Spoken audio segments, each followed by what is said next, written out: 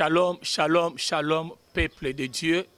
Bisika nyonso bozwami kulanda biso tikete kimia na mokonzi Yesu ezala likolo na moko na bino.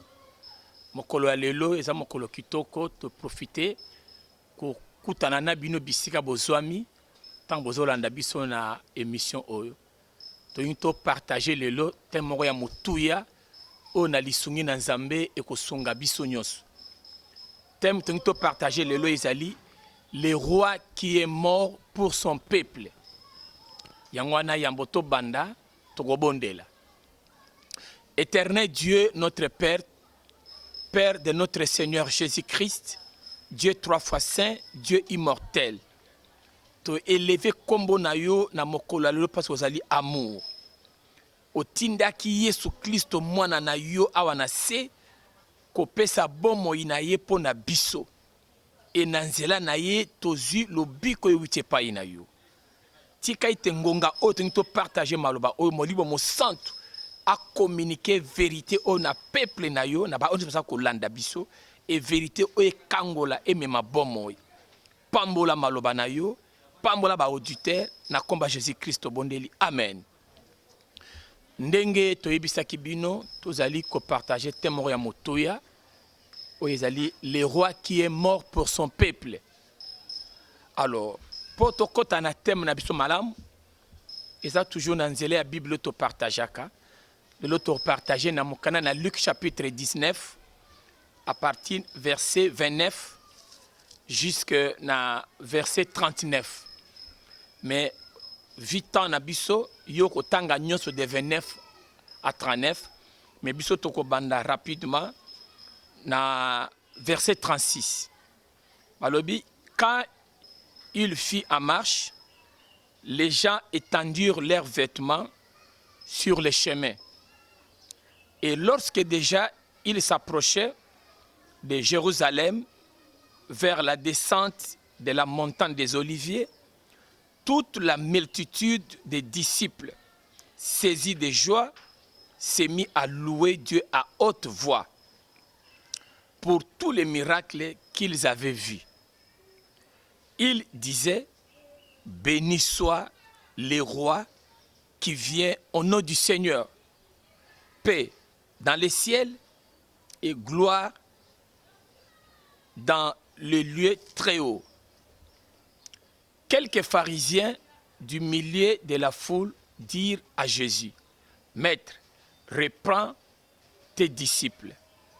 Et il répondit, je vous l'ai dit, s'ils se taisent, les pierres crieront. C'est la parole du Seigneur. Ndenge touti koloba na thème na biso, le roi qui est mort pour son peuple. Thème na biso ya lelo yango wana. Abazo betela biso lisolo na Yesu Masia. Awiti na Bethanie, azokende na Jérusalem. Ezalaka dimanche. Alors, et loko nezo ko marqué biso ko kota iso azokota na Jérusalem, ezalaki différent na lolenge akota kana momesano na ye. Mbala oyo tango alinga kota asengi baki nozele mwana mpunda. Amati liko na mwana mpunda. Bakomo kende. Tango bakomi na montagne des Oliviers, oyo ezali en face à Jérusalem na descente wana. Mbala moko yekoli na ye babandi ko ganga. Babandi ko tombola mandalala. Kota maputa na se. Apambolama mokonzi oya zoya na kombo ya nkolo. Kimia ezana likolo penkembo na ye ezana bisika oyo leki likolo na nyonso. Pona nini baganga ki béni soit le roi qui vient au nom du Seigneur. Parce que Yesu mbalo azokota na Jérusalem akota kitendenga mesana mo mesano. Mpunda ezalaki elembo ya ba roi. Tobi que ceux qui roi azali ko lekana batandaka maputa, batbetaka maboko, bagangaka et mbala o Yesu azokota na Jérusalem en tant que roi. Toza koyeba na mokili oyo bokonzi ya mokili oyo ezali ndenge motena bokonzi ya Nzambe. Yesu aza kokota na Jérusalem en tant que roi pour nani na kotaki en tant que roi alors que chaque fois ça ko kota lolenge wana te ezalaki na tina parce qu'ayebaki que le vendredi akokaba vi na ye akende kokufa pour na peuple na ye tala roi azokota na Jérusalem pour akende kokufa kokaba vi na ye pour na peuple na ye et le vendredi eza mokolo oyo apesaki bomoi na ye akufaki likolo na kwa na dona Golgotha pour na peuple na ye toyebi ke na mokili ezalaka ba peuple nde bakufaka pour na mokonzi tomona partout na mokili oyo soki pouvoir moko elingi ezwa bokonzi bato bakosakrifie bato bakokufa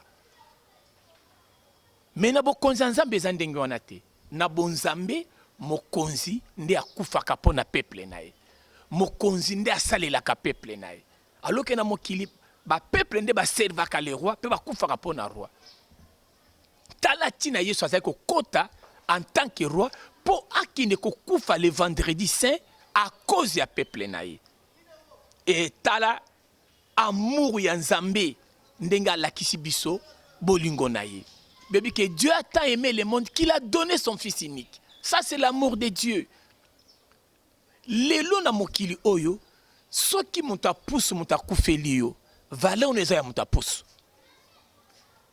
Soki mokonzi muta kufeli yo, valeur on eza égal na roi. Et yesu azoke no kufa lokola roi pour na peuple na ye. Pour na nini sengela ki akufa lokola roi. Parce que tant Nzambe asali moto na jardin d'Éden, apesa ki pouvoir, apesa ki autorité, apesa ki ba clé nyonso ya mokili. Abi yonde maître ya mokili, yonde oko dominer, yonde oko régner likolo na nyonso. Apesa ki pouvoir nyonso pa ya moto. Moto ataki le roi de la terre, le maître de la terre. Mais moyini satana oya perdaki place na likolo. Pas na perdaki place na ye.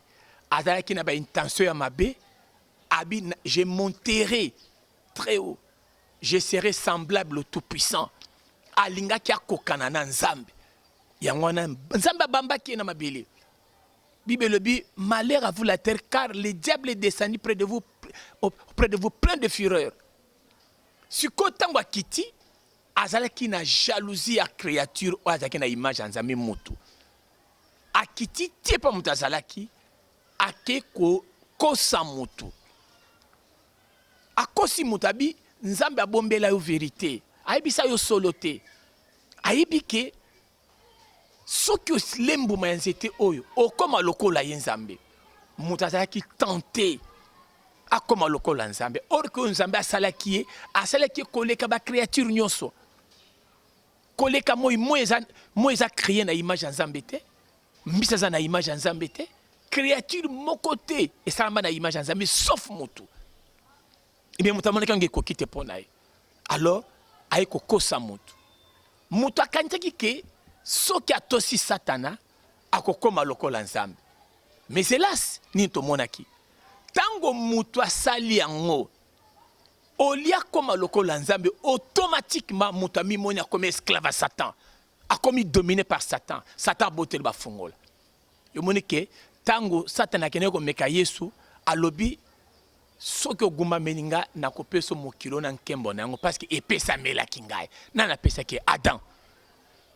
Tala Satan akosaki mutu. Apesi alobanda mokolo wana mutu akomi esclave ya Satan. Satan ayaka kaka po aboma. Ayaka po yiba bebisa. Tango akomi ko régner likolo na yo, c'est la mort qui règne sur toi. C'est la décision qui règne sur toi. Et tu perdras tout. Alors Nzambe loko aza bolingo. Alinga kite kopé de rêve na ye pona mutu. Po Nzambe asalaki mutu po aza na position ya ko régner ko dominer. Pas à la mettre na mokilo. Pas à la vie. Alors Nzambe wana koka kotika te. Yango tala tina Nzambe na bolingo na babike atinda ki mwana na ye Yesu Masia pour que mutu nyonso akondimela ye azwa bomoi. Yango na tina Yesu amataki na croix. Bible lobi na biso, il est mort à cause de nos péchés. Na mukana 1 Pierre. Bible lobi na 1 Pierre chapitre 2. Babi yi oyo apesa ki bomoi na ye moko Pe na nzoto na ye amemaki masumu na biso. Prophète Esaïe alobi nini? Na Esaïe 53. Il était blessé pour nos péchés. Le châtiment qui nous donne la paix est tombé sur lui. Tala mwana nzambe vendredi saint azoki noko kufa pona masumu na biso. Pona nini? Parce que eloko ekabolaki mutu na nzambe ezalaki lisumu. Eloko ezalaki mutu a perdre bokonzi eza lisumu. Lisumu ekomisaka mutu esclave. Ekomema yo okoma na souffrance. Mi bakanisa que souffrance ezali kaka kozanga mbongo. Mais non! Être séparé de Dieu, c'est la grande souffrance. Et mutu akoma ki désemparé. Yango na nzamba tinda ki Yesu mwana na ye. En tant que roi, akufa te lokola esclave, akufa lokola roi. Jésus nous a servi comme esclave, or que lui était roi. Mais pour mourir, il n'est pas mort comme un esclave, il est mort roi. Pour substituer à nous. Et babi que tant Yesu akufi, c'était le vendredi. Balobi a livré qui Satan na spectacle yé na ba démon na nyoso a triomphé na bango na croix. A botoli ba clé ne se pas ya Satana. A nyati moto ya Satana. Babi a tamboli likolo na ye. Abi maintenant je vous donne le pouvoir de marcher sur les serpents, sur les scorpions, sur toute la puissance de l'ennemi. Les serpents, c'est le diable. Apocalypse l'appelle serpent ancien. Et Yesu a nyatié moto na ye a pesisko moto pouvoir abi. Je vous donne le pouvoir de marcher sur les serpents. Serpent oya kosaki moto. Moto apesa ki pouvoir. Yesu en tant que roi aiko boto la yango. Akufi roi po azongisa biso na royauté. Parce que ceux qui roi moto akufi lio ozongi na royauté. Lelo tozomona bana mingi lelo a comme les États-Unis parce que papa akufaki. Lelo comme kosala pesa kitoko parce que papa akufaki. Liwa ya papa est tombolié. Ba avantage non sur lelo azozwa, c'est parce que papa a perdu vie na ye. Et tout ce qu'il gagne c'est la vie de son père. Yango talatina Yesu en tant que roi a perdu vie na ye pour na biso, pour azongise la biso pouvoir royal. Otozalaki nango. Et lelo anyati moto ya Satana pe apesi to pouvoir ko tambola likolo na ye. Tala bola mona nzamba saleli biso. Alors que Bible lobi na biso nini? C'est pour la liberté que Christ vous a affranchi. Na Galates chapitre 5 verset 1er. Bible lobi c'est pour la liberté que Christ vous a affranchi. Et Bible dit que si c'est le Fils qui vous a affranchi, vous êtes réellement libre. Talatina Yesu akiko kufa en tant que roi pour pesa biso bomo ina ya royauté. Tozonga na trône, tozonga na pouvoir et il nous a remis les clés. Le pouvoir de zongeli ba Christ. Bible dit que ba o nyonso ba kondimela ye pe ba yambie a pesi bango pouvoir ya kokoma ba na Nzambe. Et talatina nataki moto na Satana. Le roi a perdre vie na ye po na ngai na yo. Po vie na ye et comme bénéfice na biso. Le biso ceux qui toko régner, toko dominer, ce n'est pas par notre effort. Mutu moko ta kosa le loko ya malamu, so ki za na nguya ya Nzambe te. Ce muta sali quelque chose de bon, ce n'est pas sa force. Alors vie oza quatre, c'est la vie du Seigneur, c'est la vie du roi. Il partage avec nous sa vie, son pouvoir. Il partage avec nous sa sainteté. Nous sommes plus des pécheurs. Nous sommes devenus justes. Parce que c'est sa vie qui nous a communiqué. Parce que vie notre père qui on a l'issum. Maintenant, ailleurs pas ça. Je suis venu afin que les brebis aient la vie et qu'elles soient dans l'abondance. Dans la vie na la kaboli na biso. Yangwana yo oza koyo kangai. Babi Christ nous a affranchis. Pour être libre. Affranchir veut dire quoi? Ko bimisa moto na bohumbu. Ko zongisele ba droit na ye. Oya perdaki. C'est le jour de notre indépendance. Lokola le loto loin qui na maboka ba belge. To zongi na liberté. Et c'est le jour de notre liberté. Christ est mort et ressuscité pour notre liberté. Et on a à partir de maintenant, you qui esclave à Satan, dominé par la maladie, dominé par le péché, dominé par les soucis, dominé par les puissances impires, pouvoir des ongelio. Si seulement tu peux donner ta vie au Seigneur Jésus-Christ. Vie Esaïaïo, pouvoir Esaïaïo. Il partage avec nous sa propre vie. Nous sommes devenus co-héritiers de Christ et héritiers de Dieu. Ce que nous vivons maintenant, la santé que nous avons, c'est la santé en Zambie. Victoire, tolonga kate pona makanso, mais tolonga kana à cause de la victoire de Christ. Yozana bitumba, kota la makasi na ote, kota la menote, mais ta la victoire de Christ est commis à yo. Sainteté est commis à yo. Justice n'est commis à yo. Pour azwa ki masumu na yo, azwa ba maladie na yo, azwa ba problème na yo, pour pesa yo oyaye. Yangona yo ozo kanga malamu. Soki lolo kondima ko pesa vie ne pa na ye, azo zong son na trône. Yangona ko senga na yo o landi biso, oko kanga miso na yo. Nako bondela. Mais avant na bondela pona yo, biba oyo nyonso bandimeli epe bayambie, apesi bango pouvoir ya kokoma bana na Nzambe. Lelo ozozwa pouvoir ya ko régner bisika ozalaki dominer. Nako bondela. Obondela sima nanga soki nono pesa vie ne pa na Yesu te. Mokonzi Yesu. Na yo ki liloba na yo. Na pesi motema na ngai po na yo. Na sengi yo okota na bomoi na ngai. Na yambi lokola mokonzi pe mobikisi na ngai. Kombo na ngai ekomami na buku na bomoi. Merci mokonzi. Po na komi nouvelle créature. Makambo ya kala elekani. Nyonso komi ya sika na bomoi na ngai. Pesanga molimo no mosanto. Atambwisa ngai. Na komi mwana na Nzambe. Na komi sauvé. Masomo na ngai limbisami. Na kombo na Yesu. Amen. Na lingi siko na bondela po na mutu nyonso olandi ngai. Quel que soit eloko etungisaki yo. Maladie ezali plan ya Nzambe te. Souci, stérilité za plan ya Nzambe te. Parce que tango Nzambe akelaki biso maladie ezalaki te.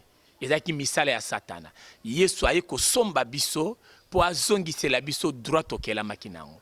Alors simbi esiko ozobela. Bien simba motema no pona po mozana nango. Kolo Yesu na te évangile. Na ndimi ya solo ki okabaki vi na yo pona kozongisa so na position ya création de Nzambe akelaki biso. Ndeko ya landi ngai. Oyo azolanda maloba oyo. Tika ete loboko nezali likolo na ye. Puissance nyonso ya maladie quelle que soit kombonan, ezala coronavirus, ezala kyste, cancer, ezala n'importe quel problème mazano, ezali règne à Satan. Et quoi il a komboné ce matin à Nazareth. Koti sa vie, kati na batu nyonso balandi biso. Na pamboli ozali Nzambe malamu. Pambola batu nyonso bakolanda message même na musika. Kolo, na tiki na maboko na yo, chaîne ya télévision ya mbibiso. Kimi ano ezala na kati na bango.